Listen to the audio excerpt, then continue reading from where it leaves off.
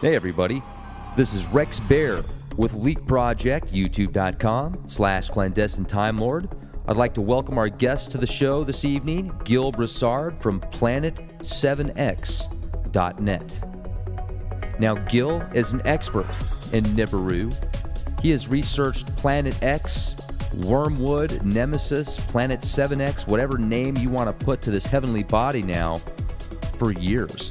And he has more information than anybody I've talked to in reference to timetables and graphs from knowledge that has been obtained over thousands of years. He's going to show us the actual documents in the year, I think it was 1042 approximately, from China that talks about Nibiru coming past Earth close enough to where people from around the globe could actually see it. Now, he says the orbit of Planet X is less than 400 years, not 3,600 years, or 20,000, or 100,000, or 20 million. There's so many different timetables out there, but his information is actually gathered from scientific data combined with ancient texts from around the world. Not just the Bible, folks, or the Sumerian tablets, but other references from the ancient Orient to the Middle East, the Red Kachina from the Hopis, the Nemesis discussed in the Bible. Well, these are questions that are brought up in this presentation. I certainly hope you enjoy the show. Stay safe, be the change you want to see, folks. Make sure to subscribe, youtube.com/clandestine time. You spent a couple hours with us before, and you showed us some really cool charts and such, and I was hoping that we could talk first about the craze that's really, I feel, swept the globe. I mean, I'm getting pictures from all around the world, individuals that are either, just regular working 9-to-5 jobs, not really getting into these type of topics typically, but because of what they do, they've researched a lot with sky cams and stuff just on their time off, basically, and they see these planets that have came in that they haven't seen before, that have been there now for just about a year. So when we talked before the show, you think that none of this stuff is really able to be accessible via view because it's being blocked or cloaked somehow with the government, correct? Correct. They have the capabilities with lasers to cloak an object. They're like 30 years ahead of the public on where the technology is. I have a video on my YouTube chart. I think it's called Bonus 2 that shows at the end of it. It shows at present what laboratories are doing. Well, the government's about 30 years ahead of that, and they can cloak an object. So they're cloaking these objects with lasers and stuff, but maybe there's certain times that technology isn't working good enough, so somebody's able to get a shot in and possibly pick something up. Do you think it's in our solar system right now?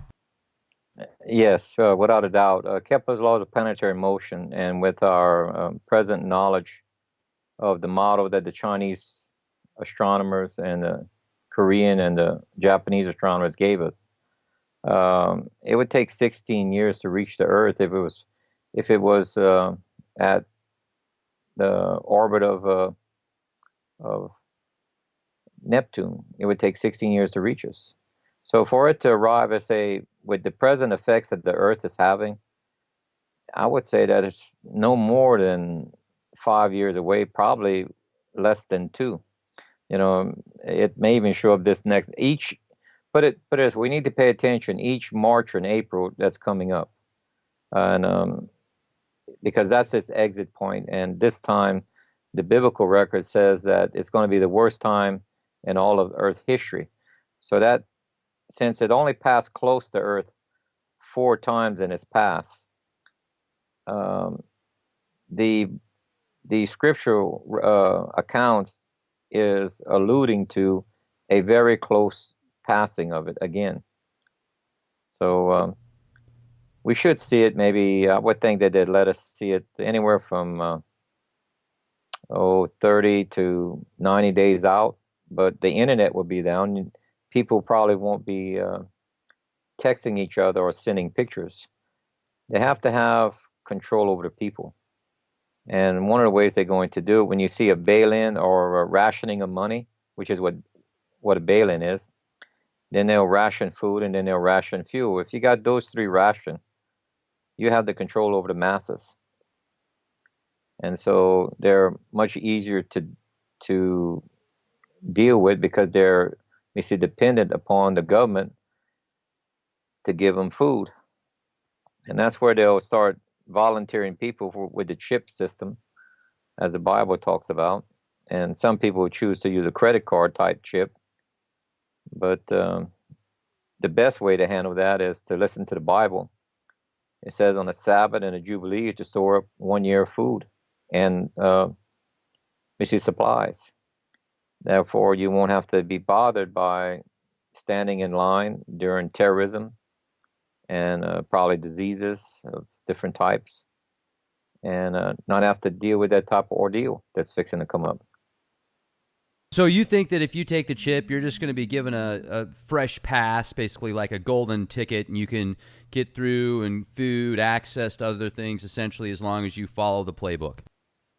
Exactly. Basically, you're going to have a certain amount of rations per month according to the card, and so you can't buy over that. That's how they're going to, limit who gets what type of food. Even though you have cash, well, they won't allow it probably because it's because they're not going to have enough food. When the bail-in happens, and shortly after that, maybe 3 or 4 months later, the economy crashes. Farmers can't get a loan to put seed in the ground. Manufacturers may be laying off that are doing the canning and preparation of meats and vegetables. You'd have a breakdown in the economy where the government would have to force people to go to work. And they have this all written out. They have a game, like a game book of FEMA that they plan on following. And I remember. Yeah. I didn't mean to interrupt there, Gill. I was just gonna jump in because when I was like 14, so this would have been over 20 years ago, I was warned about how eventually, when the government does clamp down to a one world system, the person that was telling me this, his mom was high in the FBI. She had some very prestigious positions with the Department of Defense, etc. And he was talking about the microchip and the roundups and the FEMA camps and how it was going to be Chinese and Soviets, etc. People not from this country, or UN troops, actually, what he called blue hats, that were going to round people up. But there wasn't a lot of talk about Nebra or Planet X at the time. It was more just about the one world government. What I'm wondering is if this Planet X is going to cause just catastrophic events, and the Georgia Guidestones with the 500 million mark people, etc., maybe that's all connected there. And in order to usher that up, that's why they're going to use the UN troops and everything else, because they knew about this specific cataclysm years ago. Is that a possibility? I don't know if they knew about it at that time. For sure, they knew about it around 92, maybe even earlier. But they had confirmation by the Pioneer and Voyager probes.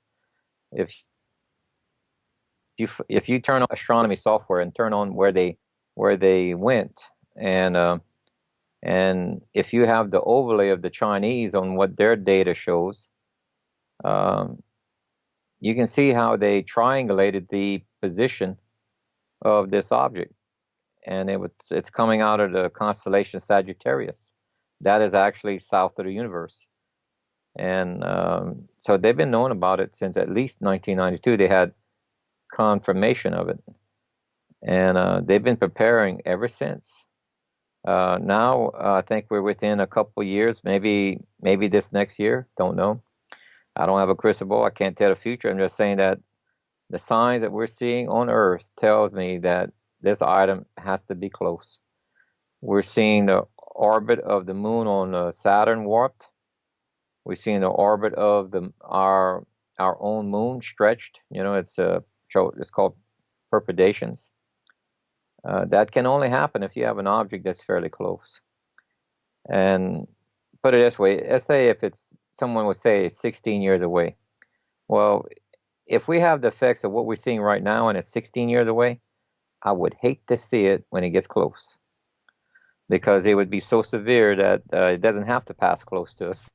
But according to the past records, you can look in the biblical records as well as other places, you're going to see what's common is a 7-year drought, 7 years or longer.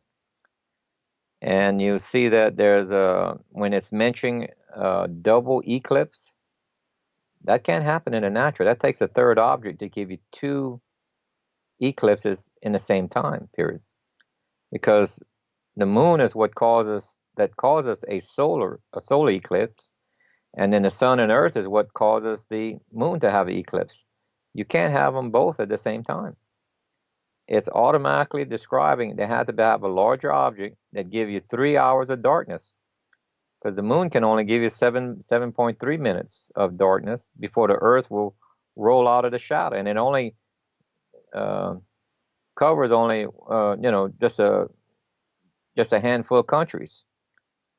The outside secular records as well as the biblical records said the entire earth was darkened for 3 hours.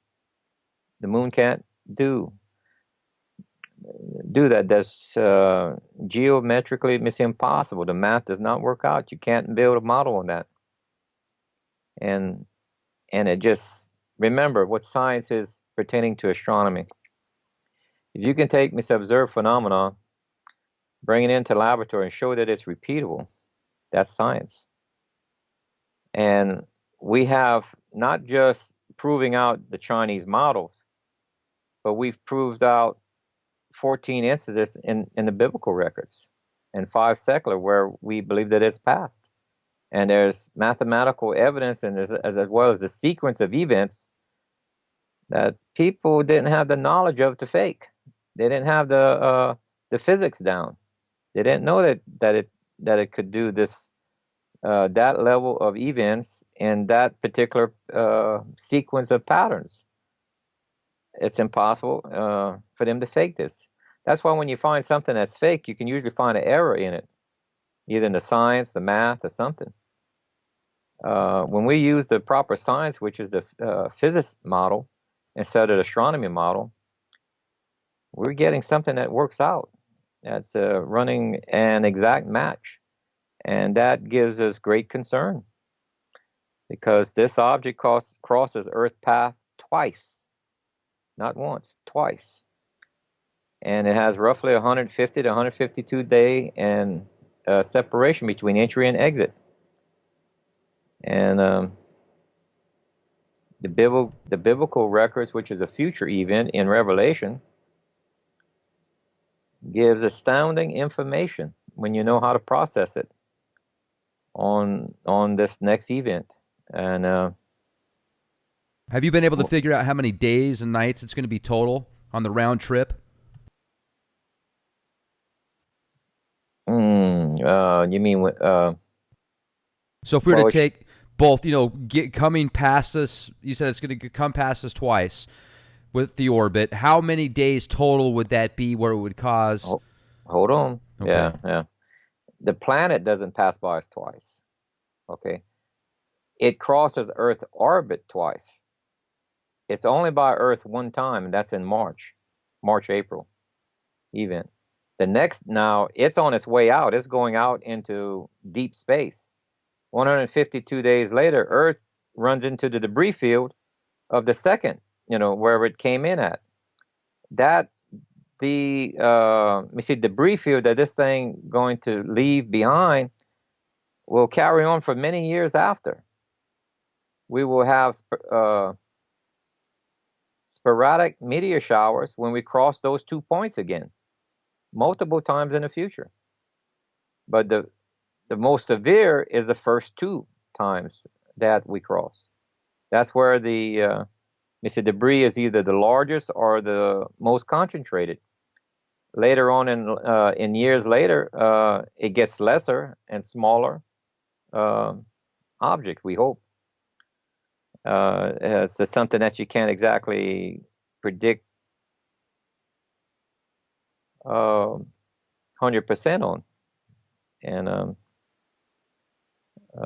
so it only passes near Earth once. Now it should be in the month of March or April, roughly 3.5 days after Passover, according to the biblical records on what we can tell what's going to happen here. Is it going to cause, some serious Earth displacement, and are we going to see sinkholes and such, very similar to the movie 2012? Sinkholes would be the minor of your problems. Okay, right. I'm sure you're right. What about? Let me ask you this, Gill. What about being on a big boat or something in the middle of the ocean or off the sound, Puget Sound somewhere? So when everything hits the fan, you've got an opportunity to kind of just, or a submarine or something. Look, there's huge currents underneath the ocean as well. Just because the waves are whirling on the top doesn't mean you're not bouncing up and down on the bottom. That's a false. You can talk to any submariner. He'll tell you that. It's also sometimes a rough ride underneath, especially when you go in those thermal planes. It really gets to be a wild ride. You'd have less wave action, like in the middle of the Pacific, opposite of Jerusalem area. That's probably where the least waves would be. But I wouldn't risk it. I would choose something like either the Persian Gulf or the Mediterranean. Would have a better chance of surviving if you're in the middle of it, not at the shoreline. Because even those we will have a sloshing effect in the Mediterranean, because the Bible even says it names 3 major towns on the Israeli coast, as well as the Nile area being wiped out. So you're going to have some tidal problems in the Mediterranean, but it won't be as severe as the oceans. The oceans, you're looking at waves that we've never seen normally. Every so often, when a large ship hits what's called a freak wave, sometimes they'll snap the ship in half, because the gaps between the waves and the height of it causes too much stress in the middle of the hull, and the steel structure can't handle multiple hits like that. So even your larger ships will snap in half. The Bible talks about 1/3 of all the ships being destroyed.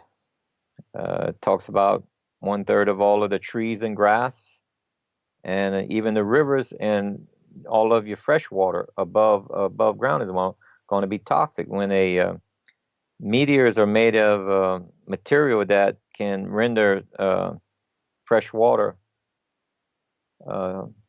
not drinkable, at least for a month or two, until it settles out. And not counting the problems that we will have with all of the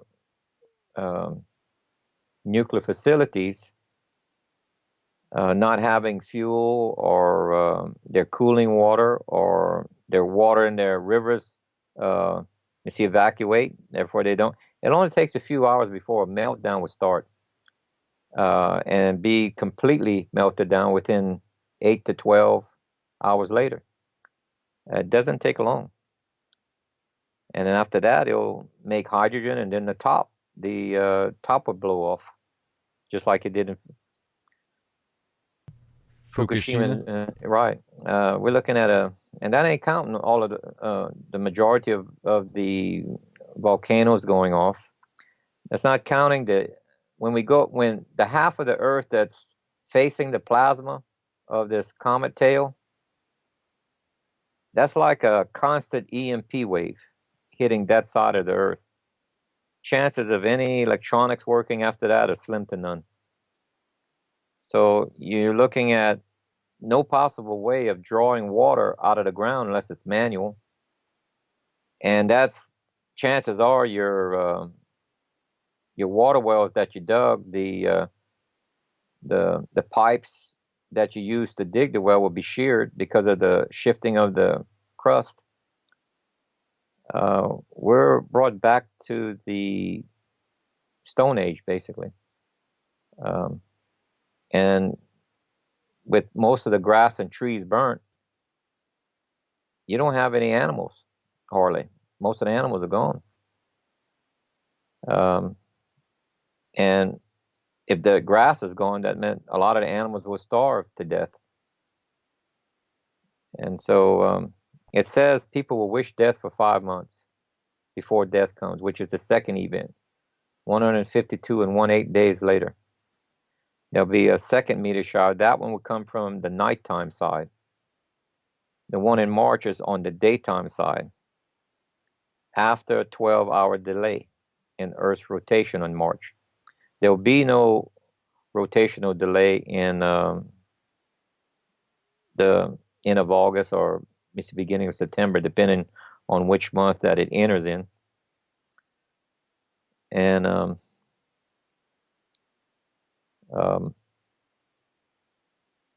that one's, we're going to be, according to we may be hit by 2 meteors because the text is a little vague. It seems like it might be mentioned 2, but at least one of those is going to be the size of a mountain. And it'll hit Earth so hard that Earth will wobble like a drunkard. Keep in mind, how would they get that correct in a way of, like, that's almost like a satellite view. Remember, he's not saying a hut in their village will shake. He's saying the whole Earth will shake like a hut. All right? Which is realistic in a model if you get hit by that large of a meteor coming in at about 8 to 10 times a rifle bullet, the speed of a rifle bullet. It says it splits the Earth. The sea that sea that it hits, the ocean, will boil. 1/3 of the sea life shall die. 1/3 of the ships will gone. That's not counting all the people that lives on the coastline of the Pacific and Indian Ocean. The Bible clearly says that this is the worst time in all of Earth's history. Noah's flood happened, and that's not the worst. This next time is. That's a pretty bold. That is a pretty bold statement. And also in the Bible, doesn't it say the second time that God decides to cleanse the earth, it's not going to be with water, it's going to be with fire, correct? Yes. Because, well, that's what happens. Only half of the earth can go through a meteor shower at any given time. The other half is protected because you're on a globe, a sphere. You mean the earth isn't flat, Gill? Well, I'm afraid not. I'm sorry, I had to throw that out there. Oh yeah, I've been bombarded by people, and then I give them one picture, which I pull from their videos, and I tell them, well, the guy didn't calculate elevation. Go measure the elevation of the Sears Tower, and the elevation on where he took the picture from. Say it actually proves that the Earth has a curvature to it. Otherwise, you'd see that all of Chicago plus 650 feet of terrain underneath it. If the Earth was actually flat, and then they'd want to jump to some other subject. I said, first you got to answer my question, prove me wrong, and so that pretty much ends the conversation there. When you give them something solid that they don't have anywhere to go. Exactly. So people are being misguided, whether it's intentional or not. If you don't have all of the facts, you get wrong results. It's just like a computer. You put wrong data in, you're going to get wrong results out. It's no different than a calculator or anything else, and that's what most of these people with the flat Earth theory is doing. It's not valid. It's a fascinating phenomenon, though, to watch so many people, go to bat, defending it, saying that it was in the Bible or it was written about and it's a slave planet. And it's just fascinating to see how many people can be taken on a lemmings ride. It's very interesting. I wonder, let me ask you, do you think that there was something behind the scenes that kind of pushed that, maybe a mind control op, kind of like a Tavistock Institute or some type of, CIA tactic, MK Ultra stuff from the past that's now refined to divert attention somewhere? Do you think that it was just a theory that somebody came up with again, and because it was fresh and new and the way that the internet is, that kind of made a life of its own? You heard of Christendom, haven't you? Fresh my memory, if you would, please. That's a blend of Islam and Christianity called Christendom. Oh, yeah, okay. Well, the Muslims believe in a flat earth in the Quran. And a lot of people are buying into this. There is an agenda out there. And people need to get a deeper education before they jump onto the wagon of anything. Put your skepticism up. I did. I was a hardened skeptic on this planet. You have to, since nobody out there could prove to me that the planet was real, I did a search. I said, okay, if it did exist, it would be in the Chinese records. And to my surprise, it was. And then I had to try to find Achilles' heel to eliminate it, because I really didn't like the results. And I couldn't. The more I went, the further and deeper the data was there. How old are those records, Gill? Oh, the Chinese records go back over 4,000 years. Okay. See, most of the other ones they pulled, you only have fragments that they saw something large, a large comet that's called. They blamed it for the plagues. And remember, plagues at that time is more than just disease. And but the last time it passed in the Chinese records, it's in 1054. That's only about 960 years ago. Therefore, you can't have a 3,600-year orbit. Matter of fact, you can go back and almost plot it. If we had to put a time to it, it's closer to 360, but it has a erratic orbit. That's why it was hard to track. And if it wouldn't be for the biblical stories, we could not have plotted that. And it plots out following a formula. It says, well, whenever it had a collision with Ceres, it only came back in 54 to 52 years. And then after that was like 130-something years, and so on and so on. It was a perfect amount of time if you use a formula, just like we use when we send a space probe, when it's running out of speed, we'll let it go around a planet about 3 or 4 times where it reaches its maximum speed, and then we dart it out to a planet. Well, that's exactly what this planet did. It had to go 4 times around the sun before it came back to its original roughly 360-year orbit. They couldn't have guessed that. The way they did, the way the events were timed apart. Can't do it. They didn't have the knowledge to better write a fictional story to match it. So you've got an image that you showed me a moment before the presentation that has a path that shows how Nibiru will pass by the sun and then go past the Earth. And a lot of people don't really have a reference point for what the orbit of it is, and because that's one of the things I read a lot in different comments, not only on my channel, but others out there like Steve Olson, your channel as well. They'll say, well, how come Nibiru's over here by Jupiter? How come it's close to the sun? I don't think there's really an idea in some people's minds where it's actually coming from and where it's going. Could you show us that picture that has it with that path coming close to the Earth? All right. Give me just a second here. Sure, absolutely. Because I think that just is important for people, that give them a better understanding. And, because that's one of the things I talked to you about before the show also, is I wanted to get into, with all the thousands of photographs that I've got from people that are all around the world, whether it be from webcams in Mexico, sky cams in Hawaii or Georgia, all over the place. And there's these just incredible anomalies. And I think that 90-something% of them are, probably you can call off as lens flare or some type of just regular anomaly. But there's a few of them there, Gill, that look pretty incredible. Yeah. Keep in mind, if it's going to be about equal to our sun, or you able to see this right here? No, no, this is good. Thank you. So you can see it or you can't. Oh, I can see it now. I thought you asked if I've ever seen it before. I could see it perfectly. Yeah, Okay. we're good. Thank you. Let's see. Wait. Let me move on to this one right here. Okay. You able to see my pointer, correct? That I have on the screen, the I can pointer. see the cursor. Yeah. Uh-huh. Okay, cursor. Okay. See, it enters around this area here on Earth path, a path, and then it circles the sun, and it comes out about here, exiting. Now, this is where March is at. March, April Okay. scenario here. Okay. Okay. And then now the planet is heading outward.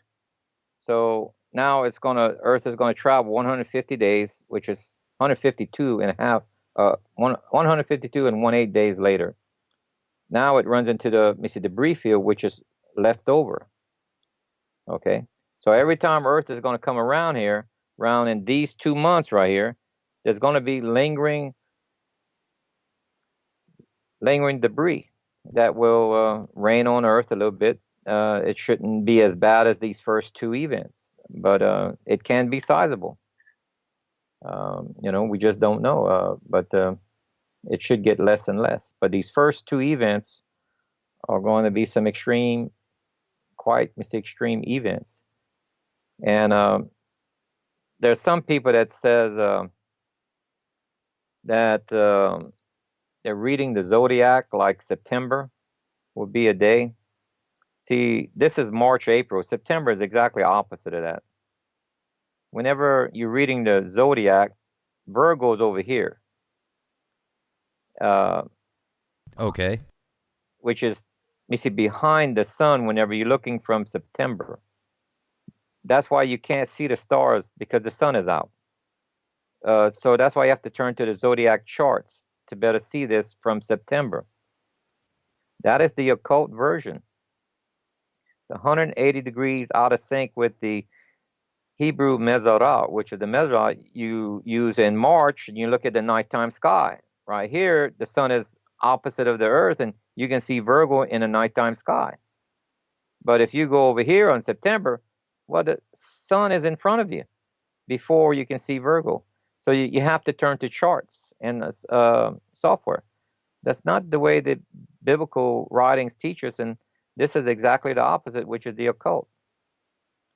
And that's why September is not the month we look in. We look in March and April is where Virgo is in the nighttime sky. Okay. So sometime in the future, one of these March or April, and this is also the Chinese. This is the overlay from the Chinese, the Asian astronomers, not just the Chinese, but the Chinese, Korean, and Japanese astronomers that gave us enough information where we can plot a segment of its course. When we do this overlay through the biblical records, we get an exact match to the events. And in the text, it even states that, like for Sodom and Gomorrah, it mentions that Lot was feeding them unleavened bread. That's during the week of Passover. Guess what? That's March, April. Yeshua was crucified when? March or April. It goes on and on multiple times. So for this to pass by to cause it 3 days of darkness, where does Earth have to be? March or April. You see? That's a good connection there. Yeah, the data points. I'm not making a shallow observation. The data points us there. That's why I'm holding to the data. Let's see. Me give you. Let's see. Now, the Chinese call it the red dragon. The Hopis call it the red Kachina. There's been some very powerful red sunrise or sunsets as well lately. Have you noticed more than usual? Well, it all depends on how much CO2 is in the air. Mm-hmm. Okay. That's the reason why you get these different colors. The It's not the more tail of the dragon. no, I'm afraid not. Well, that's a good thing. That's a good thing. Thank goodness it's not, right?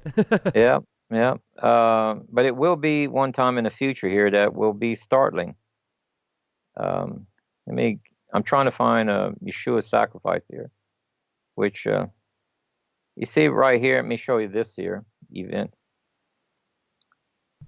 Um, Remember Jonah we had talked about? We touched on. Yes. Jonah gave a 40-day warning to Nineveh. Well, from 40 days to where it crosses March or April, this is where it would be behind the sun. But the Earth would be over here at the 40-day mark. You can clearly see it.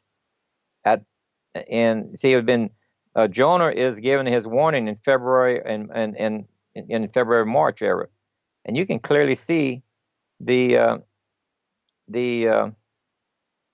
um, I lost our Showing me something here, and then yeah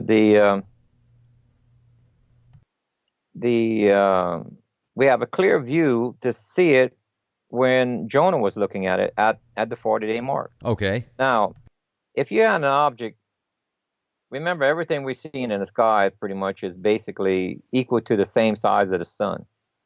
All right, because it's called a sundog. Okay.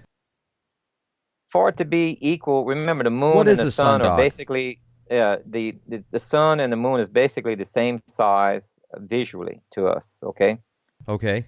Well, our calculations gives us that this planet is somewhere between 6 and 7.5 diameters. All right, larger than Earth. Okay. Well, if it's 7 days away from Earth, it should be about 50% the size of the moon or size of the sun. When it gets to about 2 days away, then it's about almost 3.5 times the diameter of the moon. So for it to be equal to the sun, that meant it's somewhere between these two numbers, about between 4 and 5 days away. If you see an object that's almost equal to the sun, that means it should have been here already. Because it's a sundog. A mirage looks real, and that's what a sundog is. Under the right atmosphere conditions, can be seen anywhere. Okay, and it's just a phenomenon. It's called a sundog. You can go to Wikipedia and type in sundog. You see a certain amount of varieties that they show, but there's many more than that. And that's what, when people are not familiar with this is what they're seeing. Well, and that's then, why a lot of times you'll see that, I guess it's a sundog, as you say, where there's another sun next to the one that's our typical sun, and it looks almost identical to it, and you're like, well, how does that work? There's one that's the exact same size, or it's a certain distance to where it looks exactly like that. So those, I think, are pretty easy to dismiss. But I've heard different versions of what a sundog actually is. So, and I'm looking at this chart, and I got to say, Gill, let's just imagine that this happens within the next couple of years. We're looking, okay, day 7, 50% the size of the moon. Day 2, the further out you get, it gets so big that it's going to freak people out if people don't have a spiritual connection somewhere. Wow. You have to have both. You have to have also the knowledge of the physics on what to expect, and not to be scared, and know where to be. Matter of fact, the Bible tells us where to be. He gives us the pivot point. It's going to be somewhere near Jerusalem, because he tells you in Joel chapter 2, verse 30 to 32, he says, all the ones that call on my name, Yahovah, who are in Jerusalem on Mount Zion, I shall deliver as I promised to them. And he's going to bring them to a place of safety in the wilderness. How big is Mount Zion? Well, since most people will be on the ground or hiding in the rocks, caves, whatever, you're looking at probably, it already tells us only a remnant is going to heed his word. So you're looking at maybe 1.5 million people. Jeez, that's worse than New York City. Yeah, That's going to be pretty packed. and then about 40% of those people won't make it because remember they knock on the door, the place of safety, calling him by the name they think is his name, and he answers them. He says, "Go away, I don't know you." Now, those are not pagan. Those are not pagan people or other people that knocking on his door, asking to be let in. Those are people that are just misguided. They didn't have the right information, and about 40% would be not in the right place at the right time. And so he's keep in mind the data in the biblical says there's two taking aways, and they shouldn't be defined and grouped together because they're qualified completely different. The first one, it's only a remnant, and it specifically says a place and a time to be there, and you're brought to the wilderness. Well, the second taking away, you can be anywhere in the world, and the dead are first, then the living, and then you go to heaven. Well, the first one, it doesn't mention anything about the dead. It says only the living go into the place in the wilderness, and it's only a remnant. Well, the second one says everybody's taken. Now, you either try to combine a contradiction or it's two separate events. And it's clearly marking two separate events. One is at the beginning of the Great Tribulation, and one is at the end. And he says, if you make it to the end of this without being in a place of safety, and you make it, count yourself lucky. Very few you will. Because Islam is going to dominate the world pretty much. Except for that small little place called Israel. And the last battle that they're going to suffer, they're going to lose 3/4 of their northern territory. And they'll be pushed to the Negev desert, and that's when the two prophets die. And that's when the Muslims stop because they're celebrating the death of the two prophets. Well, that gives the remnant that's pushed to the desert to fall to their knees and pray for the Messiah to come. And he comes 3.5 days later, or three days later. And he, if you want to call that rapturing or whatever you want, the dead are first, then the living. So the two prophets are lifted up, plus the other dead, and then the living. How often did Yeshua say, you've heard it said this, but it is written this way? He's trying to say sometimes you hear things that it's not written that way. And he said that multiple times. Go back and read what it literally says. You got to go back to the Hebrew and read what the Hebrew is saying, because there's some contradictions that's not following us exact. And I didn't believe that until I found it myself. There's the science in the Hebrew is absolutely correct. We have some problems with the English translations. So that means that when this thing comes back around the second time, that everybody's gone. It's going to take out everybody. No, that's only 150 days later. The end of the Great Tribulation. This starts the Great Tribulation. Okay. And the Great Tribulation is a total of 3.5 years. And but this is going to, remember how it even says the army that attacks Israel will also be on horseback. Well, an EMP wave, wouldn't that put people on horseback for the most part? It certainly could do that, yeah. You still have some military equipment which is shielded by EMP, but not all of it. So you're going to have limited modern weapons, but in other words, you won't have enough for a 1,000,000-man army like the Bible says. They're going to be on horses. Just like it says, it talks about oil lamps. That's not a misprint. Okay? We're going to be burning oil lamps again. You're taking this literal then? It's backing up by the science. Okay. If you have an EMP, what sort of how long do you think it's going to take to replace flashlights that are most Who knows? flashlights today Well, are electronic because they're LED. Well, I mean, let me add this real quick, Gil. You bring up a good point because there was a conversation I was having the other day with somebody about their smartphone. And he goes, "Man, these things are made by aliens, I'm telling you." And he was joking around. I'm like, "Okay, whatever, dude." And he goes, "Okay, Rex, go find somebody that could build this phone right now." Uh-huh. Good luck finding someone to put that thing together. Maybe, in the factories out there in China, but do they know how to make the microchips? Well, exactly. I mean, just look at a car, few million parts, okay? If you have one vendor that's out of that car stops. If it's a major part, uh, that meant it doesn't matter how many other manufacturers you have working, it just takes one to stop it. And it's the same thing with your cell phones, and a bunch of other things. A lot of our electrical power plants will be out of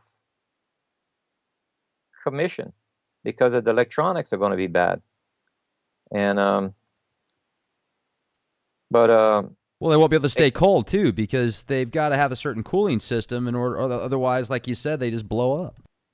well, that's pertaining to the nuclear power plants that are facing the comet tail, because that comet tail is plasma, and it's going to weaken our magnetic field, and that plasma is probably going to, remember, it says where the sun is 7 times hotter than normal Jeez. because of the atmosphere. The protective atmosphere is temporarily removed from that side of the Earth, and so you're getting hit by a large amount of radiation, basically, of plasma, and it's going to fry some electronics. It's going to kill a lot of plant life. It's going to, if you're open to it, if you're not shielded in a cave or underground facility or some concrete structure, you could get sick from the exposure. And then it's going to be look, I take it literally when it says the worst time in all of Earth's history, because it matches scientifically. You can see it. If these events happen, if we go through it, because the data points in the Bible are a repeat event. Knowing what took place in the Old Testament gives you the data to figure out the last book of the Bible. We didn't have that before. And remember how it says the 4 angels hold back the wind? Well, that's the way they would say that the earth stopped rotating. You Doesn't think? it? It says where the wise version have 2 portions of oil. Well, one portion is for a 12-hour night. The wise have 2 portions to burn through twice as long of a night, because Jerusalem side is going to be in the dark for additional 12 hours. The North and South America is going to have 12 hours of additional light because of the rotational delay. And these are 2 stories. Joshua's long day and these other ones are almost 3,000 years apart. Right. Well, they were written closer to 1,000 years apart, because that was written. Revelation was written only 2,000 years ago, and Joshua was about 3,000. So, but it's giving us the information for this next event, which is predicting the future, if you wish to call it, in exact models that we can reproduce. Remember what science is. You can take the data and reproduce a active model, which came from the Chinese as well as the biblical records, and it matches. I tend to lean on it pretty strong. It's you can't guess this. They didn't have it. They didn't have the physics. They didn't know how the universe worked yet. It's just impossible for them to get this correct. And if you think about some of the pauses in technology, or resets, I should say, You know, there's been so many times in history where these civilizations seem to be in a thriving moment and then they just disappear. Or they don't necessarily disappear, but their civilization falls very quick. And some of the plagues and such that you brought up that are possibly connected to Wormwood or Planet X or Nemesis, it brings up some really thought-provoking ideas. And, you know, I keep looking at this chart, Gill, and I'm telling you, man, this is, if it's 50 times the size of the moon, I mean, and somebody sees that. Visual perspective. Yes, that's your visual perspective. That means that roughly, if it's this size that we're claiming, let me show you some data here. You can go ahead and I have to find it for you. Right here. So you have 250,000 miles between the Earth right here and the Moon right here. 250,000. Well, that's roughly 30 diameters of Earth. You can fit 30 Earths between the Moon and Earth again, okay? This object's only 7 times, roughly 6 to 7 times the diameter. And the Roche limit, which is this halo that I have around Earth, which is 1.5 times the diameter or radius of Earth, is the Roche limit. That's the limit of gravity. Anything beyond that is the magnetic fields that's holding things in place. This is where you get geosynchronous orbit after the Roche limit. Well, this has the similar mass or electromagnetic field, which we don't know what it is. I'm just doing a parallel. I'm giving it equal. Sure. 1.5 times this radius. Well, you see this halo. So it won't drag us into outer space unless it gets closer than halfway. It'd have to get considerably close, and it could, because it says this next one is the worst time in all of Earth's history. So this thing could actually drag us out somewhere different into the solar system, you're saying? If it came close enough to where it got into the gravity fields, yes.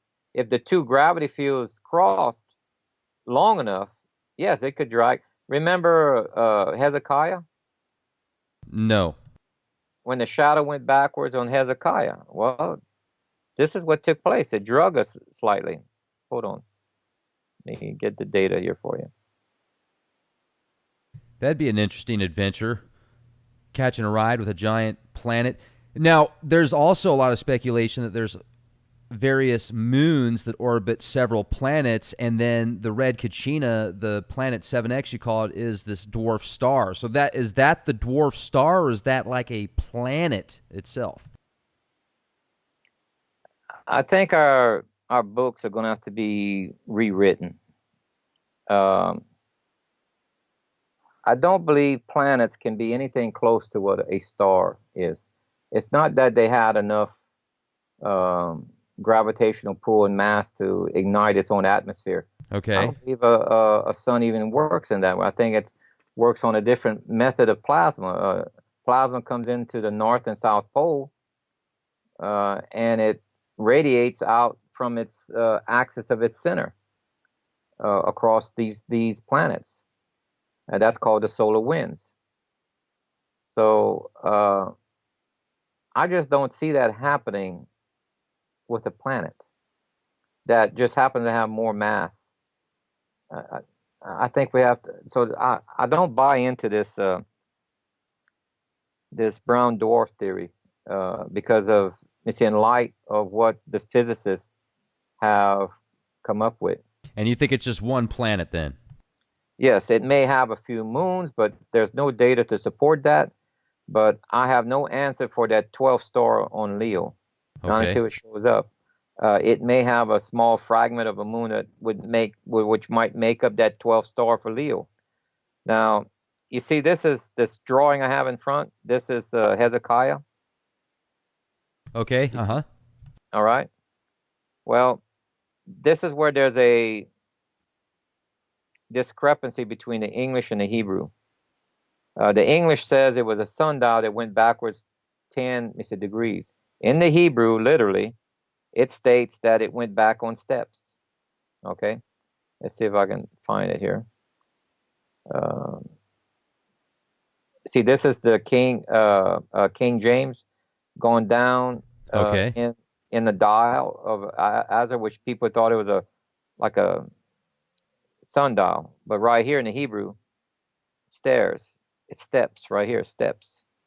Okay, and there's the shadow that went back on steps. Well, um, so if it's a sundial, it's east to west. That the Earth would have to stop on it. It would have to stop on a dime, means reverse, stop on a dime again, and go back to its original time because there was no delay of hours at the end of the day. Well, that would empty out all of the oceans onto the continent, and he doesn't even state that in the document at all. So if we go literally at what it says, if it's steps and you face the steps south, okay, then that's a tilt of the Earth to 26 to 28 degrees. It's a north-south tilt right here.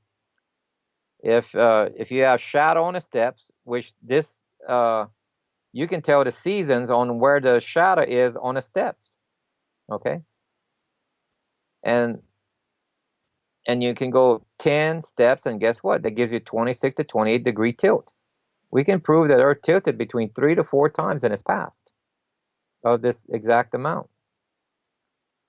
So it passed so close to Earth, it causes to have a tilt because it's like two bar magnets, opposite poles attract, and they tilted towards each other. Okay, and it takes about 6 hours for its approach to do that, and as it's leaving, it takes 6 hours for it to straighten out roughly again, and it comes close to its original position. It could be anywhere from 3 to 7 degrees off. And that's what caused some of these mini ice ages before, because our seasonal changes are caused by Earth's tilt, not by how close we are from the sun. Because North America, remember, when we're having winter, Mr. Australia is having summer because of the tilt. Now, that's another thing, too, is I've heard that because the Earth has moved off of its axis and the poles have shifted somewhat because of this giant anomaly out in the heavens, Planet X, Wormwood, Nibiru, whatever name you want to put to it, some areas are a lot more extreme. You're going to have a lot more sun and heat in specific areas that didn't have that type of temperature years ago, but then other parts of the world are more cold, and there's ice that's, more ice there now than there was 10 years ago. Remember those mammoths that got frozen? Yes. Where the food was still in their mouth. They didn't have time even to swallow the food they had in their mouth. They were flash frozen because of the tilt. Cold winds from the Arctic, before they knew it, within 6 hours, they were within a short time, that cold, freezing wind hit them, and you're frozen. And this is an archaeological find of Hezekiah's seal that was just found recently. It shows a winged disc right here. The wings represent movement through the sky. The disc is our planet. And the writing on here says, belonging to Hezekiah, son of Asher, king of Judah. And this is one of the only seals that was ever found for Hezekiah. Hezekiah, documented this event on his seal because it was the way God answered his prayer. He wanted proof that he was going to live another 15 years, as the prophet told him. He says, well, what do you want? You want the shadow to go forward or backwards? He says, make it go backwards, because that's basically impossible. And God tilted the earth and made the shadow go backwards. And that's how he got his answer. You know what this looks like? This is similar to some of those hieroglyphs in Egypt, also the Anunnaki symbols from the Sumerian tablets that they talk about, the return of Planet X or whatever. They had the interesting similarities there. Yeah, many cultures have put a flying disc because they're describing this object. Now, they'll give it different names because they didn't have word planet or anything like that. See, we even give it a name. I did. Planet 7X. It has multiple names. It's called Baal. It's called Jupiter. It's called Zeus. It's called Horus. It's called multiple pagan gods, because that's what it caused so much destruction. They were sacrificing young babies even under Baal worship. Because of the severe drought, they would sacrifice children for this planet to give them their weather back. Gill, you know they're building 1,000 of those temples right now around the world.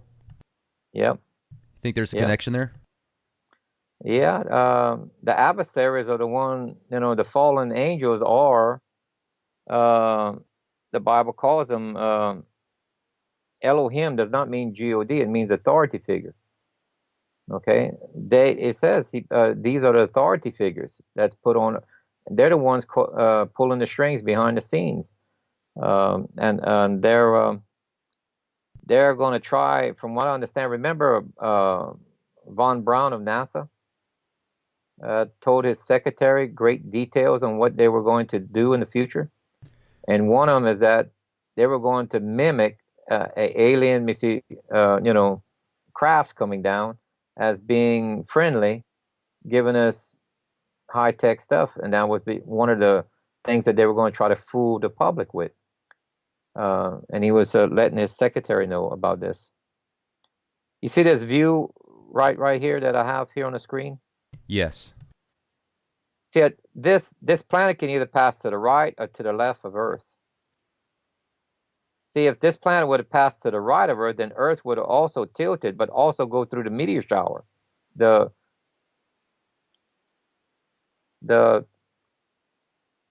debris field. But because it passed on the left side of Earth, Earth didn't go through the plasma tail, so there was no rotational delay. So Earth tilted as it was still spinning. Okay. So there was no and there was no meteor shower, but there was a meteor shower 5 months later, because there was an army parked outside of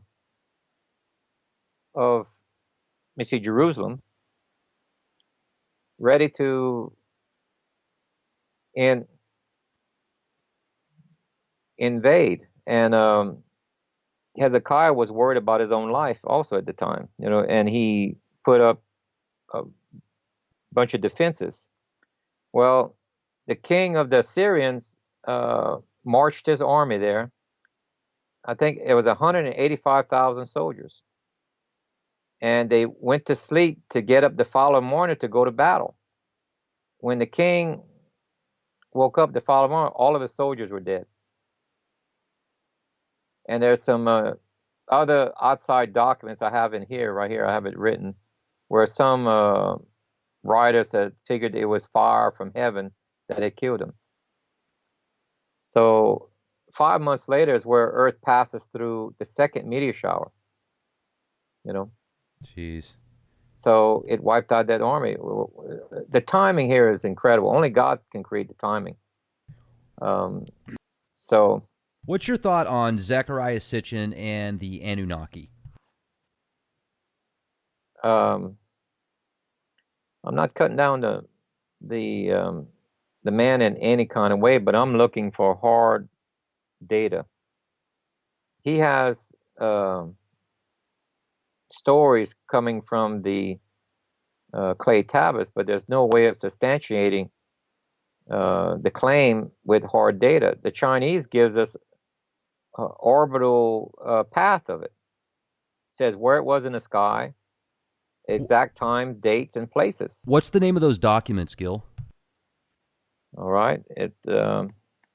Just so our listeners could look it up, because I know that people are going to ask me that after this if I don't give them a reference point. Sure.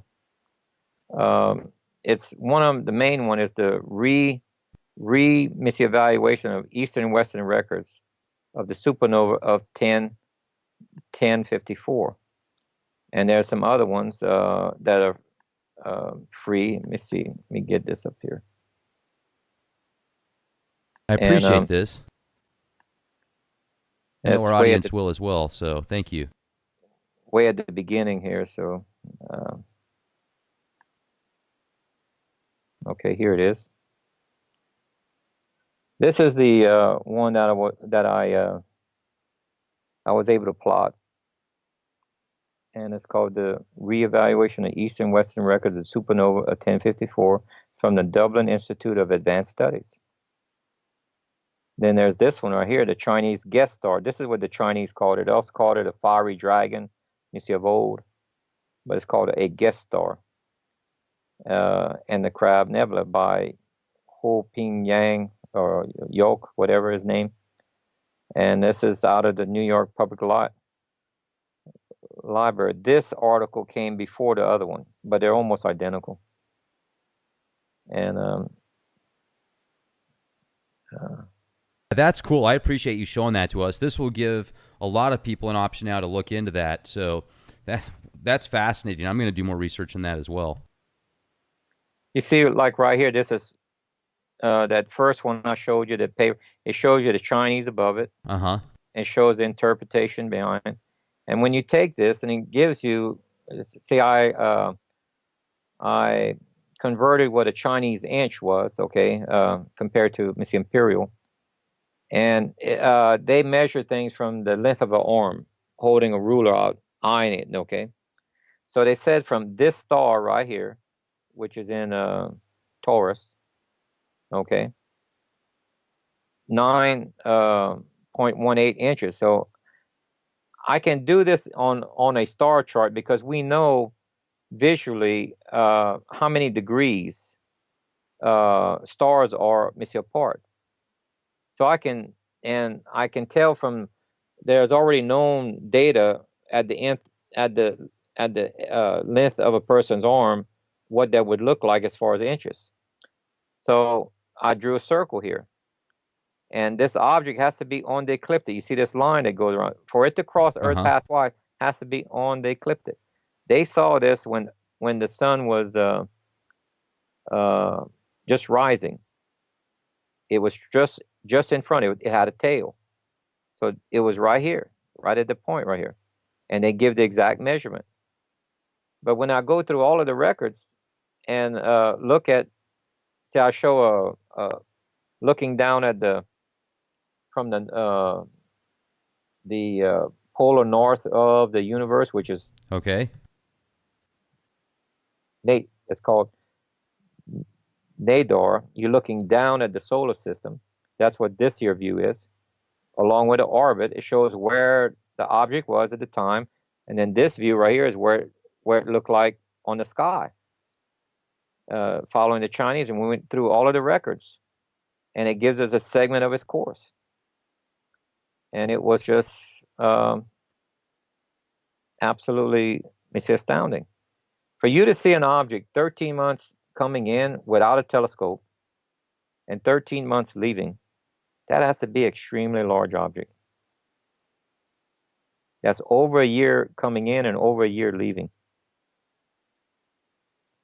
So and then this is, a more easy way of referencing it. Then I came back and I plotted on what days other places have stated seeing objects, but they would only give general reference, like they may say in the morning or noon or evening, but they wouldn't say the constellation. So the only ones that would give us the exact points to better plot this is the Asian records. But I went ahead and misincluded when all these other ones, like Rome saw it at the death of a pope, Constantinople in Turkey saw it, London saw it, Baghdad saw it, Rome, Armenia, Ireland, it's dated. And these are just some of them. These are some of the records that I was able to find. But there's more. So now, this is some of the most detailed accounts I've seen, Gill. Because most people, look, it usually takes a team of astronomers working together. I was alone. So you have to, it would take, I spent 12, 14 hours a day processing the information, and then also doing the graphics to where it could be explained easier to people. Well, And and for those that are listening to us, I'd just like to remind you, check out Gill's website, planet7x.net. Also, a fantastic YouTube channel, Planet 7X, on Facebook. Pick up the movie Planet 7X as well, because there's just so much information that's going to be in there that we probably won't have the time to cover here as well. So, see, this is it's encyclopedia right here. okay. And this was in 1979, July 23rd. It states in there that the scientists at that time, remember, this was before 92 when they went silent. They said it was 4.7 billion years away. Well, when we reverse the exact model, the Chinese model on our orbit right here, look what we have, 4.67. Matter of fact, we have to add a year to that because I was estimating it being in 2016, but it probably would be 2017. So it's right on the mark. And this was in a missing encyclopedia. You can see here on another one right here. This is Science Digest of 1982, astronomy. They said between 4 to 7. Boy, they got big, didn't they? They separated the numbers. You saw how they had a point number on the other one, but this one they got 4 to 7 billion. Well, when we reverse it to the time frame, we get 4.3, or about 4.4 billion. So they're trying to stretch the numbers because they don't want to worry people. For some reason, areas were blacked out here, didn't handle this very well. Ames, okay, here's in the Ames research. The astronomers are so sure of a 10th planet that they think there's nothing left but to name it. Let me ask you this too. Hasn't there been recently just a whole bunch of deaths with astronomers, and the majority of them, they say it's either a car wreck or some type of suicide? Have you heard about that? Oh, yes. There's quite a few. We can't say for sure, but put it this way, I would say their life insurance premiums are going up right now on astronomers looking for Planet X, I would say. Yeah, that's unfortunate. It's just untimely for Dr. Harrington, who was not going to be quiet. He wrote papers. I wish I have his papers. Let's see if I have it.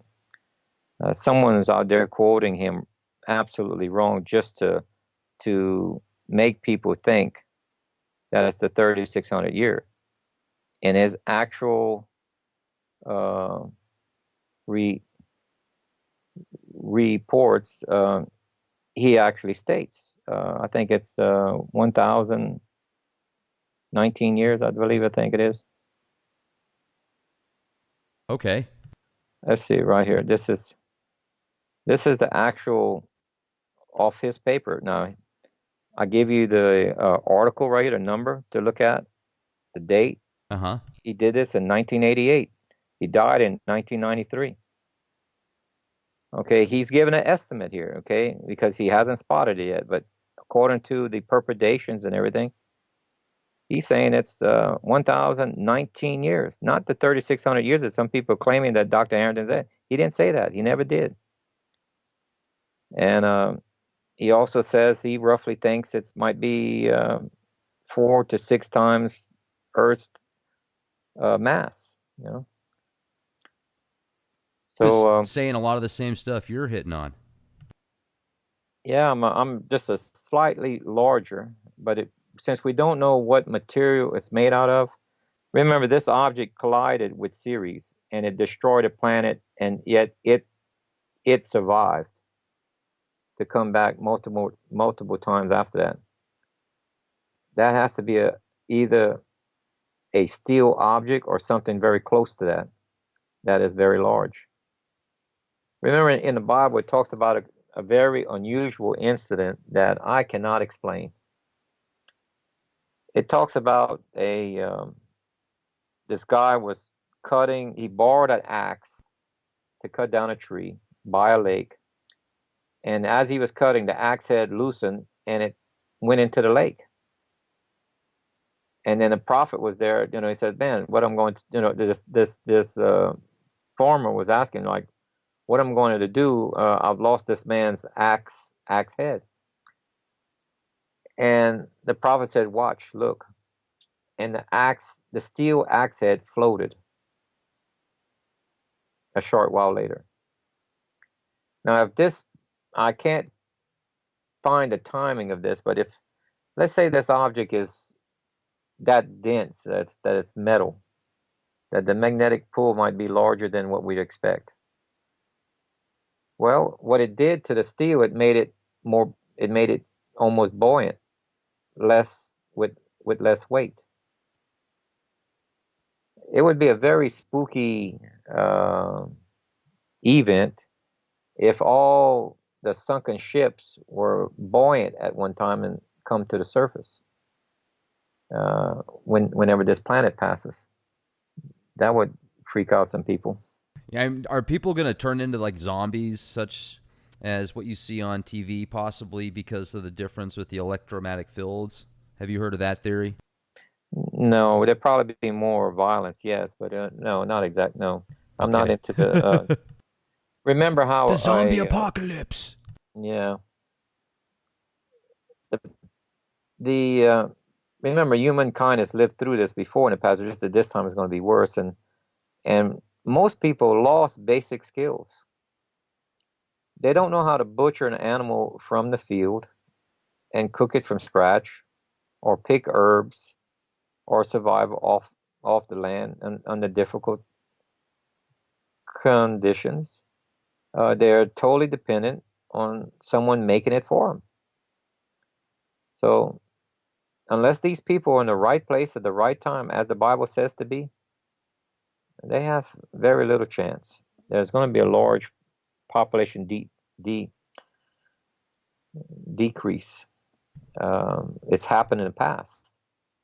Look, if you were to take normal genetics, or that's a wrong word, calculating human population growth, okay? Okay.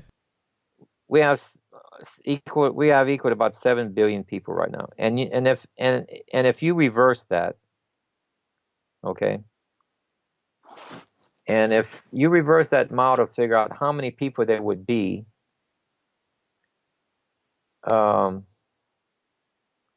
let's say if you just started with 2 people from right now and went back and started about 2,000 years ago, which is the time of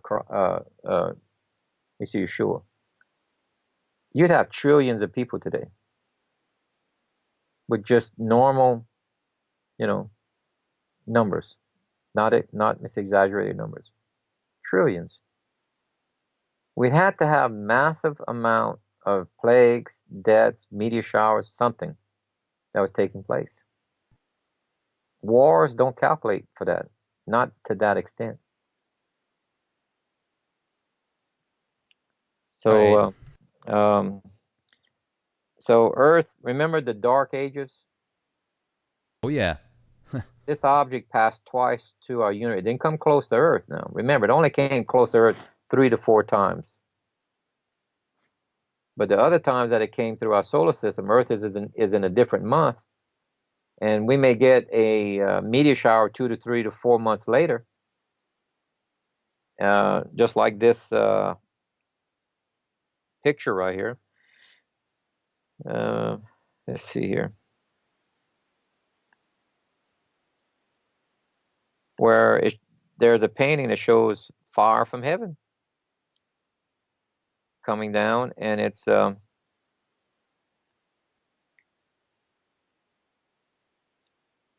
You've really got a nice layout on your presentation, Gill. I applaud you for that. You've put these together nicely. But thank you. When I do give a presentation to people, I can't expect them to be a skeptic exactly like what I was, and I want to see something that is closest that we can get, to convince me that this is a real object. But you see this painting right here? Mm-hmm. It shows two comet-like objects in the heaven. Right. Well, Halley's comet passed during this time period. So you can explain that. This is during around the dark ages or so. So what's the other object? Now, Halley's comet does not cause earthquakes, famine, and meteor showers. And it doesn't snap trees in half. If you look at the trees in the middle of this, you can see that they're broken in half. Let me zoom in a little bit for you. You see the trees in the middle? Oh, yeah. You can see how the buildings are broken up. Some of them look like they might start on fire. You can see how they're broken right here. And you can see how the land is lifted up here. You can see a fault right here. Right. You can see how the people are holding the belly like they're hungry or starving. We're having a heart attack. Like this one guy's got his hand over his heart here. Huh. Right. So the dogs are okay, though. They're eating the carcasses of the dead people. Yeah. They did in the dark age. It was documented about that. But Halley's comet does not cause these effects. But our planet does. Our planet does. How old is this painting? It was estimated, let's see, wait, I got to go to the bottom out here. Around 1456. Okay. Jeez. It's during the dark. It passed twice during the dark age. This is where Europe had a lot of the meteor showers and stuff. Okay. And keep in mind they didn't have words for it. So but that's what set them back. It caused the plagues. Some of these were not the normal plague of disease. It was some of the plagues of what this thing caused. And so you have a combination of things that are going on. So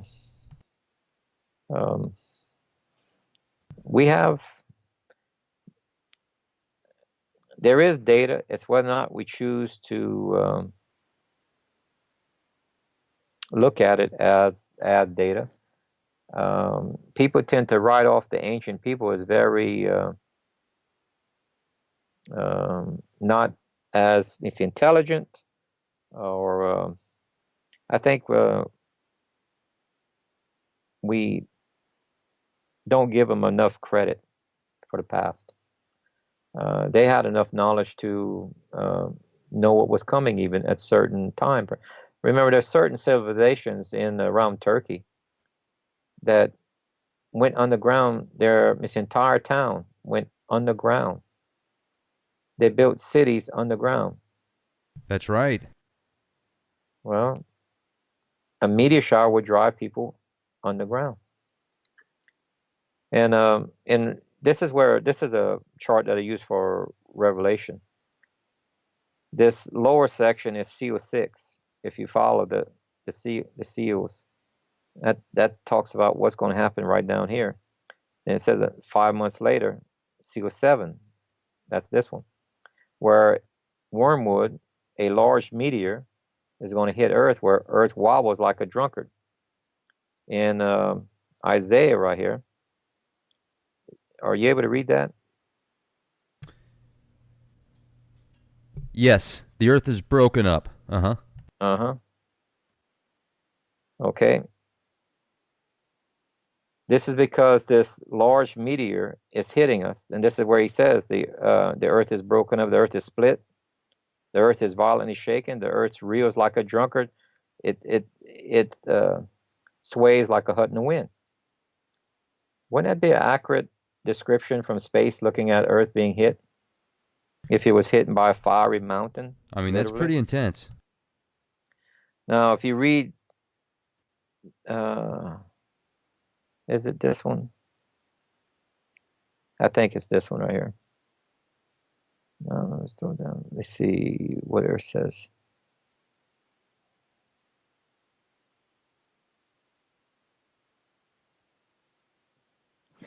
This is where it says the fish of the sea and the birds of heaven are having a problem. Beasts of the field. Uh-huh. It says face of earth is shaken. And there's another one. I don't have it on this particular. Mountain shall be thrown down. That's Yeah, I have another uh, um on my newer one, another little scroll piece that talks about where night will become day and day will become night. That's literally talking about a 12-hour delay in Earth's rotation. When you put those two together in the same sentence. we're looking at what's going on right now in the current state of affairs, and with the news reports coming out and openly admitting that there is a Planet X out there, but they're given different locations on where it is. Where are some places in the U.S. that you feel would be safe for people to go to? Because most people aren't going to be able to make it out to Jerusalem, realistically. Well, I don't really try to recommend that because people will seize on that, so I will have to pass on that. But the Bible, the Okay. Bible clearly says nowhere on earth you should live on a coastline. Okay, I would say at least 100 to 200 miles away from the coast. Well, 150 at least, um, anywhere along the coast, and that includes the Great Lakes or any large body of water. Because when the Earth starts to tilt, that water in those lakes are going to either move north or south, or it's going to, water wants to stand still while the crust is moving until it catches up to speed. So living by a large lake can be hazardous. Be a lake or something. And then also, if the poles do shift, then some places that are currently cold are going to have a warmer climate at that specific time. Do you think that having a year's supply of food is good? 6 months, longer than that? What would you recommend? Well, if they don't plan to be on Mr. Jerusalem, then they have to try to make it through the Great Tribulation, Okay, and you said which that's is 3.5 years, right? 3.5 years plus this 1 year right now that you're supposed to have as well, because they're going to start rationing food. So you can't buy your food after rationing because it doesn't matter how much money they're not allowing it. So you have to buy it before the bail-in happens. Okay. Uh, so um, And you think that's going to happen? The bail-in, are you referring to like similar to what happened back in 2008? no, I'm saying we haven't seen anything like what's fixing to come here. Like Depression, early 1930s style or 1920s? I would say um, more encompassing. That was just more or less local. We're talking about global uh, bail-in almost. Anything financial, because it's a global system today. We have global markets. Indeed. Uh, so we haven't seen anything like what's fixing to come here. I can. One of the things we can talk about, I don't think we talked about, did we? About the Nebra Disc.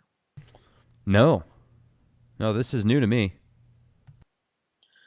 This is a artifact that was found by some treasure hunters that was illegally hunting for treasure, uh, ancient ancient artifacts, and they found this. They tried to sell it on the black market, and they were caught. And what this ended up being is the oldest documented um, event in the sky with this star pattern, moon, sun, and everything. It goes back over 3,000 years or more. It goes down. It goes all the way back to the time of Joseph of Egypt. And this is the oldest artifact in Europe. It was found roughly, let me see, I'll show you this, in Nebra colony, which is about 20 miles away from Gossig, Germany, right down here. Okay. And why is Gossig important? Because they have the oldest observatory in Europe right here. I believe that that disk was built at this observatory. It's only 1 day's walk away. Okay. So, and there's certain characteristics on this disk that match this area. Like this, you see this, they had built a dam right here in this area right here. Mm-hmm. Okay. So they rerouted the river. The old river went down here, right next to the town. Okay, where that red line is. Well, that is this curvature at the bottom right here. This was the um, horizon in front of the viewers at this observation hill right here. This is a hill. So they were able to see the river. So they put this right here, meaning the river. This is the western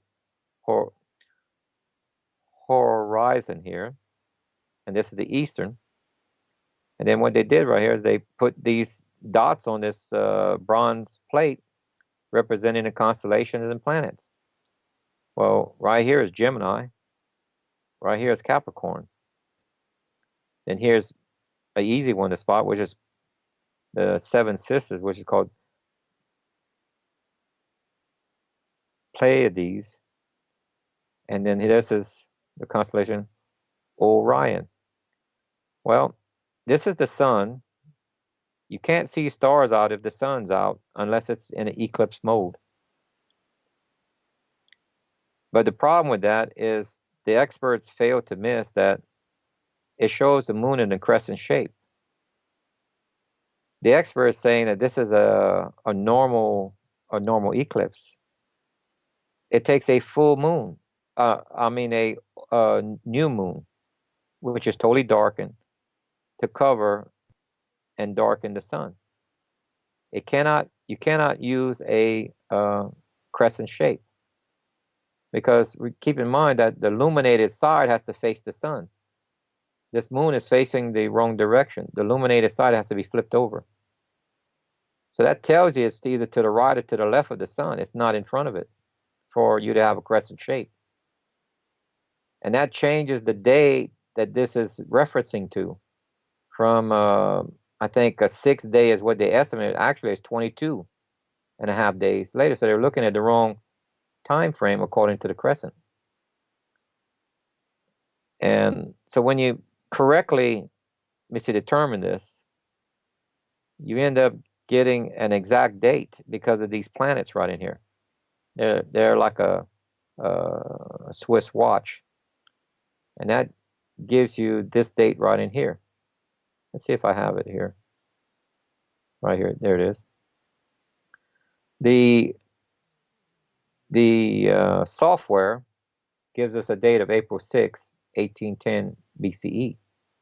But remember, I was telling you how the year got extended during Hezekiah? It was documented through many of the civilizations that the calendar changed from 360 to 365 and a quarter day year. Well, the software doesn't compensate for the year going back to 360. So you have to subtract 16 years from that. That gives you April 6, 1794. Well, that gives you the exact time of the mid of drought of Joseph of Egypt, which was documented by the Germans in Europe. Huh. And remember Joseph, when he said he had a dream that God showed him at age 17, that someday the skies will bow to him. Mm-hmm. And then it was interpreted as if it was his entire family that was going to bow to him, like he was going to be a superior or a supervisor or somebody of some importance. Okay. Well, he wasn't in Egypt until he was 40. I mean, when this thing passed, he was around 40 years old. And let me see if I have right here, this is Germany, the latitude of Germany.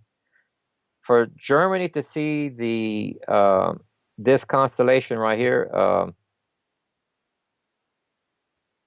Orion, you see this red line across the top? Yeah. That's the latitude of Germany. That's all that they can see. They can't see this constellation. Not until you get to Luxor, Egypt, you can see it. which means Earth tilted 26 degrees.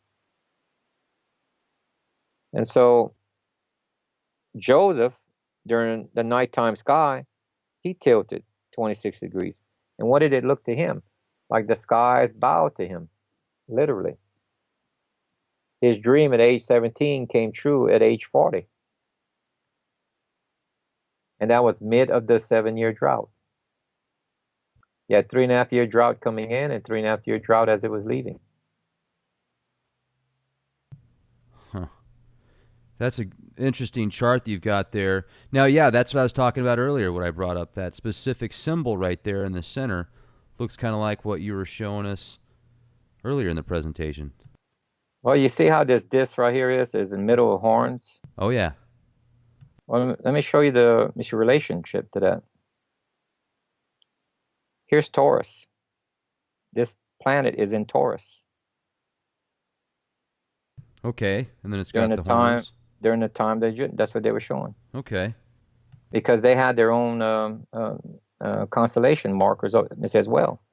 That's throughout their tombs, even in some of their tombs, some of their writing, they show all of these. They learned it from maybe the Hebrews. The Hebrews had it a long time back, how to interpret. So, and then first it was a winged disc, okay, right here, this with a wing. Then later on, there's some sort of creature, okay. You see this thing in his hand? That's a key to the underworld. Okay, a lot of death happening or hiding underground, a key to the underworld. Then later on, the royal family want to be just as powerful as the gods. So they made themselves with these symbols, showing that they are kin or relatives to the god. Through time, the authority figures linked themselves to it so they could rule over the peasants.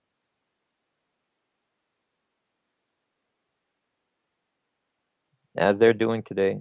Let me ask you this. Do you think that the pharaohs of yesterday, previously thousands of years ago, these that had these like cone head type shaped skulls. Now, obviously, they found that some of them were done self-inflicted, but I'm not convinced on all of them. Do you think that there's a possibility that this planet X or Nibiru has life on it, and that could be the connection with the Book of Enoch and the fallen angels and the Watchers that's discussed? See, if you mix the two, then you're mixing data in a way. One's false, one is true. Remember, Enoch's telling you they never left Earth. They're here. Fallen angels, if you want to call them that, messengers, the word angel means messengers, were put on Earth. And they've been living here with us as the word Elohim. Remember how it says they're the fallen sons of God? Well, that word is Elohim, and Elohim doesn't mean G-O-D, it means authority figure. They were because there's only one son of God, not multiple. They were the sons of an authority figure that fell, the messengers. They're still here today. In some form or fashion, because the Bible tells us so. They rule over us in a way, in the background. Now, Mars there's scientific calls this Goldilocks zone where Earth is. It's exactly the right distance to have water in the different states that it needs to have life. Mars is too far away. It's on the edge. It'd be difficult. So an object that far in space, that deep, no, I don't expect life to be there. And it passes so close to the sun, it would boil lead almost. So I don't see it happening. Okay. But that's what they want to pass off, though, to you. Von Braun said that. So that's the deceiver, basically, or that's the way to make it as if, okay, well, we're so far away, we only come around every 3,600 years, so don't worry, it's okay. Exactly. That's the deceiver. That's what they do. They deceive.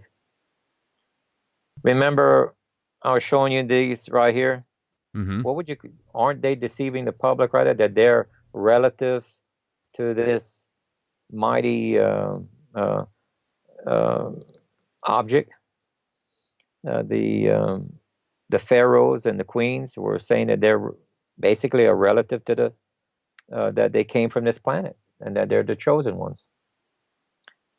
History repeats itself. Yes, it does. That's all it does. You just have to understand history a little bit better. But history repeats itself. It's just more technologically advanced now. You know, I asked earlier, do you think it's going to be like the Depression? I mean, it's going to be more of 1984, except for the advanced technology is even beyond that now. So if they want to clamp down on things, there might be some, there's always that talk of the mark of the beast, Gill, and people are like, well, I'm not going to take the chip. And I'm sure many people won't, but if they really wanted to, they could put some type of tracking device on us now. They can track people by their heat signatures, their voice fluctuations, their walk, their stride. I mean, there's so many different ways to track individuals, and with the supercomputers and algorithms that can run quadrillions of floating points per second, it's pretty easy to predict future outcomes of people. So it's going to be interesting to see what happens when they start to clamp down on personal freedoms and declare martial law. So, remember, Bush gave a comment one time. He said, if America wanted to send troops with their full technical gear, when they would land in Iraq, they would be considered almost aliens. The people would think that they were aliens with the super technology gear that they had on. He said that. I didn't. He said it. Sure. You haven't seen the high-tech equipment yet. You haven't seen it yet. Well, I mean, they've got space tech weapons. Remember when China wasn't playing ball with the global market and they kept lowering the value of the yen? So what happened? Boom! That enormous explosion at one of the chemical plants. The official version was, oh, well, the chemicals got mixed together and it caused these. Do you remember there was hundreds of those 42-foot containers? Yeah, but it wasn't one chemical. It was like 3 or 4 that went off.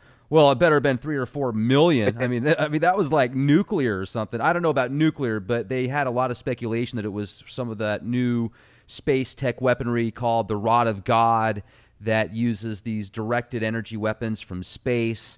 I mean, it certainly didn't look like a chemical weapon unless they were building bombs in that facility. Did you see the pictures? I mean, there were hundreds of those containers that were they were thrown around like twigs in a tornado. Okay. Yes. And it was more than one. That's why, just like you, I was kind of. It's very unique that at least three went off within a week. Yeah, that's right. That's right. The one plant in Japan too, huh, Gill? I think all 3 were in China. I think Japan came later, but yeah. In other words, whoever doesn't want to play ball with the globalists, they will make sure you do, one way or another. Some of these people don't want to play nice in the sandbox. Well, there's a bully in it, and they're. It's going to be difficult for the average human, average person coming up. I'm all for following what the biblical data is telling me to do and where to be. These are not vain religious acts. It has nothing to do with that. It's actually hard data, meaning everything he told us, even down to what foods to eat, is designed for your benefit. Don't they talk in the Old Testament like you're supposed to shave with a dull blade and stuff like that too, though? I mean, that's kind of... It might be translated. I'm not quite sure about that comment. That's the first time I hear that. But so far, anytime I find something that stands out that you can't make sense, first thing I do is I turn to the Hebrew or the Aramaic or some ancient writing and look at it from that point of view on that period of time. You have to have a mindset. This is a Eastern text written by Hebrews with their own set of customs. And you have to get in that mindset before you even read it. So I had to learn a little bit about Paleo Hebrew, ancient Hebrew, before I got to modern Hebrew, because that's where I could recognize what was being said. You got to do the walk. Without the walk, you're like a blind man with a cane. Very difficult for you to find your way. Yeah, that's a good point. Now, so the Joseph of Egypt, that's the 7 years of plenty, 7 years of drought. What other, have you found accounts like in Native American, the Native American accounts besides the Hopi prophecy with the red Kachina? Have there been other ancient texts as well? Yes, there's numerous ones, but they don't have the hard data. That's why I'm not using them. Okay. But I can see where, just like the Mayans. Let's see here. We'll go to Mayans for a moment. And you think that there are cycles that they talked about, as well as the end of the cycle at 2012, had something to do with Planet X, or is that completely different? Well, I'll let you make up your own mind which ones I point this out. Okay. Okay, this is where the Aztecs and the Mayans were living in that area of Mexico, and if you take a look at their calendar and you look on the outside rim right here, all on the outside rim right here, you see this right here? Take a close look at it. Now, keep in mind this is carved in rock. Looks like Space Invaders. It could be, but to me, I kind of recognize that almost like a comet. You got the core, and you have, the tail of a comet, then possibly some meteors in the background or whatever. Okay. I'm not quite sure what the dots mean. Not sure, but when you pair these as an entry and exit, I come up with almost the same amount of times since the Mayans were alive and when they were keeping record, going back to Noah's flood. So they have different counts. One of them that's talked about is the Baktun, but they had different lengths of counts. And then, so they just picked a Baktun and said, well, this was part of the count, but they didn't tell the public about their other counts. Well, the last one they had, yes, it was a Baktun, a unit of measure. Guess what? That happens to be exactly the length of time between when Constantine seen it and when the Mayans went through their severe drought, where about 80 to 90% of the population died because they couldn't support the crops and the water table dropped. So exactly what a Baktun was, 395 years apart, because we know when Constantine, because it's documented in history. That's what Constantine saw. He saw this star rounding the sun, and he documented it. This was our planet coming out. It makes a star like a starburst, and it's throughout history if you look. Jeez. Just building all these nuclear reactors, just absolutely stupid, because with these type of events, there's no way to protect them. Absolutely correct. That's like Murphy's Law. They didn't plan for a major disaster of this type. We should never have built them, but I think the adversaries wanted that built. Remember, the adversaries I'm talking about is the fallen angels. Yeah. Because their job is to eliminate the seed of humans. It's not here to benefit them. They just want a slave race. Isn't that what they talk about on the stones even? That's enough to serve them? The stones are interesting, Gill, if you actually read them, except for a couple of things in there. It sounds pretty good. It's like, okay, have peace and balance with nature, make sure to help others kind of thing, create a harmonious language so everybody will understand each other. So, there was some pretty cool things there, but of course, at the very first, they have to say no more than 500 million people. Yeah. Yeah, well, didn't Hitler say a very cool thing for most of his people that jumped on the bandwagon? And then when he started doing horrible things, it was too late to stop him. Right. Don't Absolutely. they entice you always with nice things? Sure. Absolutely. Now, take a look at this picture here that I'm showing you. That picture to the right there is one that I took in China when I was there. off of a bronze bell. Okay. This is the fiery dragon. You see the clouds behind. Mm-hmm. You see this planet in the middle. It has lightning coming off of it. Okay. And this is fiery dragon of old, according to Chinese. You see how they're astronomical units? They had dragons on the corner Yeah. because they were paid astronomers. They wanted to know when this thing was coming so the kingdom could buy food from the neighbors and stock up. Just like our own government's doing right now. They're stocking food. Amongst other things, food, seeds, water, ammunition, cardboard cutouts of grandma with a handgun. Homeland Security bought enough ammunition to have a war equal to Iraq for 35 years. Isn't that interesting? So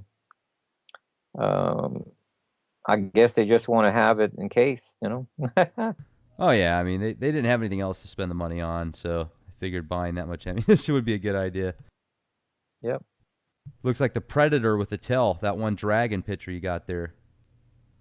Chinese guest star, 1050. Yeah, yeah. Remember the movie The Predator? The face right there, and then it's got the dragon tail. That's a really neat picture. Yeah, that was off of a bronze bell that was extremely old. And it goes back many, many, many, many centuries. They've been tracking it. This is why the Mayans were so interested in tracking. This is why the Chinese were so interested, because of the devastating droughts and meteor showers and everything. They wanted to know so they could prepare. And that's exactly what our own government is doing, and the Vatican is doing, and other governments are doing. They're monitoring. They want to know when it's coming back. Do you think that's why they named that telescope Lucifer, the Vatican did? Well, the actual word in Greek for Lucifer was illuminated one. That's not actually the name of Satan. If you can actually find the name of that, I think in the book of Jasher or Enoch, one of those books that are outside the Bible, it gives the literal name of the fallen angels, and there are 12. Not the Lesser Key of Solomon. Not the What's Lesser that? Keys of Solomon, right? Those are the 72 lesser keys, the lower entities that some say are fallen angels or demons. I don't know. I've never heard that term used before. Okay. So I can't comment on it. But it's stated in the books that are outside the Bible to get the book of Enoch or the book of Jasher or Jubilee and all of them. So if you go back to the original meaning, often this stuff is talking, because this planet is also can be called, remember the word Satan means adversary. Uh-huh. True. Okay, so when you bring Hebrew back to the original meaning, this planet is an adversary against Earth. Okay, as they look, because it shows movement. They think it's somewhat alive, it has movement. So in their terms of using Hebrew, they would say it's an adversary. Okay, a mighty adversary, they call it the mighty one as well.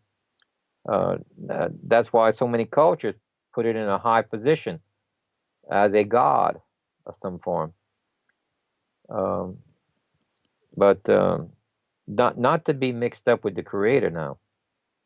The creator that created this, paganism is one who is worshiping part of the creation and not the creator. Okay, that's the difference between paganism. And many of pagan gods were named after this planet. Zeus, it was talked about, Zeus could throw lightning bolts that would melt mountains. Well, we have part of a mountain melted in Africa over there. And it's called the Eye of the Sahara. And that is one massive crater. It's 30 miles across. It's flat. And it's proven that it's not part of a meteor crater. if I can find it. Have you been waking a lot of people up? Have you noticed that over the past 6 months to a year, people are more accepting to this? Yes, because no one else can. People are not. They just like the people of Nineveh. Jonah didn't create one miracle, but yet he was able to convince that whole town to repent in a very serious way. Because they didn't have internet, they didn't have TV, they didn't have any of the distractions. They were in tune with nature. They saw bird kills, fish kills, seasonal change, crops dying, earthquakes probably, sinkholes, weird seasonal patterns, extreme cold, extreme hot. Okay, they knew things were out of whack. They saw animals acting strangely, you know. And then Jonah comes up and says, "Look, that object up there in the sky." He points to it. It says, "In 40 days, your doom comes. Repent." And what God did is He changed it to where it passed to the left of Earth instead of to the right of Earth. Otherwise, it would cause a meteor that would have took out Nineveh. It passed to the left. Remember in Hezekiah? Right. It passed to the left. It causes a tilt. The Earth never stopped rotating. If it passed to the right, it will go through the plasma tail. If it passed to the left, the plasma tail is pointing opposite of the sun. So the rotation of the Earth doesn't stop. But it passed close enough to cause us to tilt. And the tilt can happen on either side of it passing, depending on how close it comes. This next time, it's going to pass to the right of us, and it will cause us to tilt, and it will also cause us to slow down by 12 hours. We're having multiple combinations that's going to happen instead of just one or two of these. All the data in the Bible is pointing to us having a multiple combination of some very bad things. We will see 30 mile across lightning strikes like this one here, which is a lightning bolt between that planet and us, which made that hit the Earth, and it dissolved almost 300 foot of a mountain and made this flat circular crater, and that's a 30-mile lightning bolt across. Now, when Earth is hit at that, it will reverse our north and south magnetic poles. When lightning hits a magnet, the magnetic fields reverse. So depending on how many times this planet will hit us with lightning or with a plasma bolt is the way I would put it. That would determine how many times our magnetic field would switch. And you can see you see down here, Mars, right here? Oh, yeah. Can you see that little dot where I got my X? I'm going to move it, but right where that arrow is pointing, Yes. there's a small rock in space that's called a comet. That little fragment caused this for Mars to light up. You see the way it did. That small comet did that amount of strike on the planet of Mars. What do you think of a rock that's 7 times larger than Earth? What type of event's going to happen to Earth? It's going to be catastrophic if it gets close and people don't prepare. I mean, certainly a lot's going to take place if this goes down. You follow his instructions. He said on a Sabbath and a Jubilee. The Sabbath's already been finished. We're starting a Jubilee. He says, prepare 1 year of food and supplies for that year, because that's so you don't have to stand in line at a food line or anything.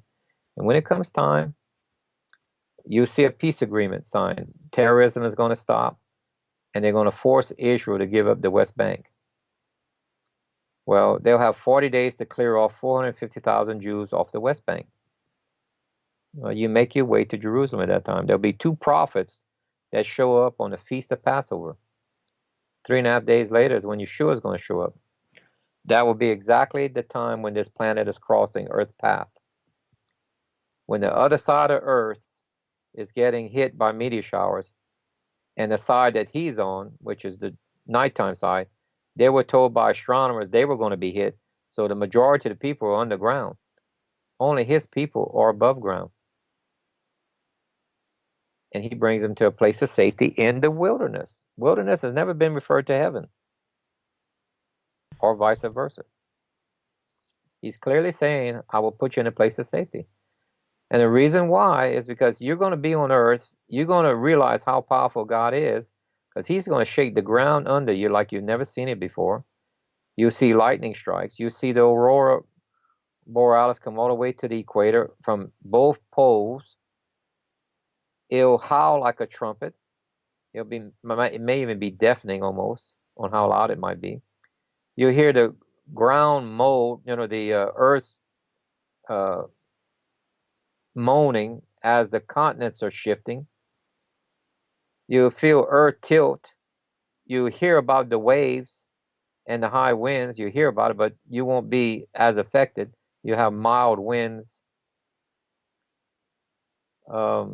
You see your sinkholes will happen around you, but you won't be hurt. Extreme stuff. And that's when you know that the Father is in total control, and he gave you a promise that he'll protect you on the ones who showed up, because they're following his literal instructions. These are not vain religious acts. They're literal instructions. But for a wicked and adulterous world, most would not heed his words.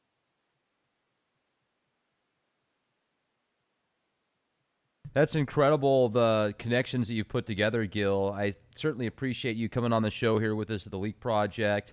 I know last time you were on the show, you gave us just a bounty of knowledge, as well as this time. I think you even brought more to the table this time.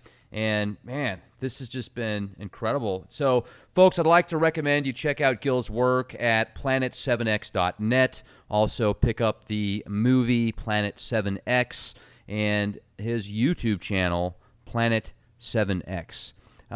Gill, before we close out tonight, is there anything else that you would like to share with us before maybe we have an opportunity to speak with you again sometime? Sure. If you ever want to go over the New Jerusalem, we can do that on another time. It'll be a short show, but we could go through it. And yeah, that'd be great. Oh, that'd be fantastic, because the New Jerusalem is probably, I'm more fascinated with that in the New Testament and Revelations than just about anything else that's talked about. So that will certainly make an incredible podcast, and I appreciate you bringing that up, because I was going to actually ask you about that earlier. So that's pretty cool synchronicity. Thank you. Now, once again, I'd like to thank our audience for listening to the show. Subscribe to our YouTube channel, youtube.com/clandestine Time Lord. You will have access to the latest podcasts first and always free. Make sure to be the change you want to see, folks. Stay safe and have a fantastic evening.